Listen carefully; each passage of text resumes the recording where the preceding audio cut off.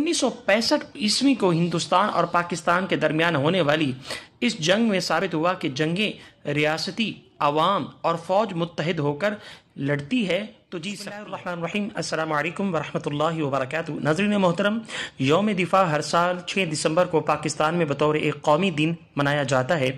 یہ دن پاک بھارت جنگ 1965 میں افواج کی دفاعی کارکردگی اور قربانیوں کی یاد میں منایا جاتا ہے۔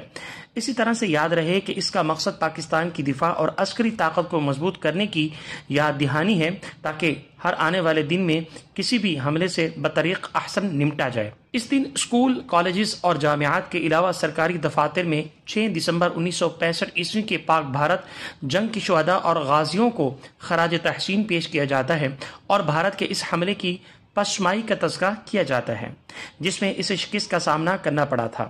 ہر پاکستانی اپنی فوج کے دفاع پر فخر کرتا ہے اور یقین رکھتا ہے کہ پاک فوج ہر محاذ پر سرخرو ہے۔ 6 دسمبر 1965 کا دن عسکری اعتبار سے تاریخ عالم میں کبھی بھی نہ بھولنے والا قابل فخر دن ہے، جب کئی گنا بڑے ملک نے افرادی تعداد میں کئی گنا زیادہ لشکر اور دفاعی وسائل کے ساتھ اپنے چھوٹے سے پڑوسی ملک پر کسی اعلان کے بغیر رات کے اندھیرے میں فوجی حملہ کر دیا۔ اس چھوٹے مگر غیور اور متحد ملک نے اپنے دشمن کے جنگی حملے کا اس پامردی اور جانثاری سے مقابلہ کیا کہ دشمن کے سارے عزائم خاک میں مل گئے۔ بین الاقوامی سطح پر بھی اسے شرمندگی اٹھانا پڑی۔ جارحیت کرنے والا وہ بڑا ملک ہندوستان اور غیور متحد چھوٹا سا ملک پاکستان ہے۔ 1965 کو ہندوستان اور پاکستان کے درمیان ہونے والی اس جنگ میں ثابت ہوا کہ جنگیں ریاستی عوام اور فوج متحد ہو کر لڑتی ہے تو جیت سکتی ہے۔ پاکستانی قوم نے اپنے ملک سے محبت اور مسلح افواج کی پیشہ ورانہ مہارت اور جانثاری کی جرأت مندانہ جذبے نے مل کر ناممکن کو ممکن بنا کر دکھا دیا۔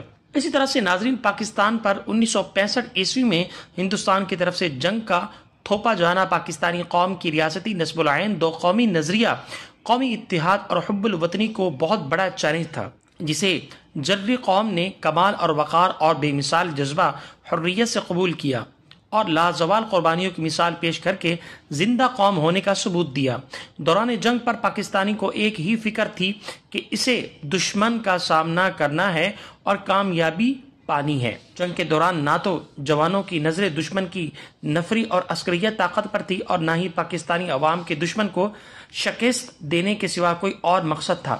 تمام پاکستانی میدان جنگ میں کود پڑے اور اسی طریقے سے اساتذہ، طلبہ، شاعر، ادیبہ اور اسی طریقے سے ڈاکٹرز، سول ڈیفنس کے رضاکار، اسی طریقے سے مزدور، کسان، ذرائع ابلاغ، سب کی ایک ہی دھن اور آواز تھی کہ اے مرد مجاہد جاگ ذرا، اب وقت شہادت ہے۔